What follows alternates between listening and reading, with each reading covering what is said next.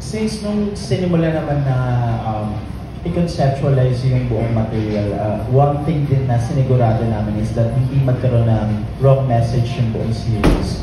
And then, to be honest, marami kaming binago kahit nung nag-shoot na kami. As in, nagre-revise pa rin kami ng script just to be sure na tama yung messaging ng buong series.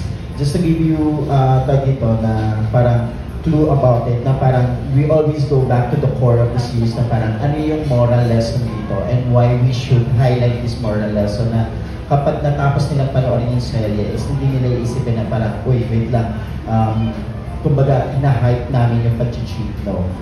More on ang pinafocus namin doon sa series is that what is the moral lesson behind this? And then, what are the consequences of the actions of a person kapag ginawa nila to?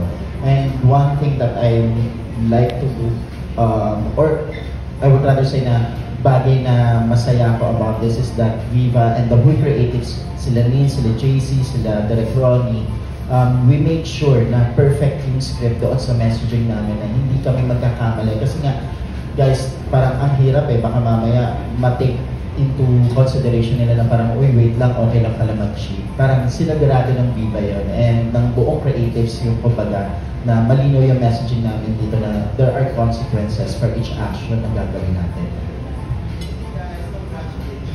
Thank you so much.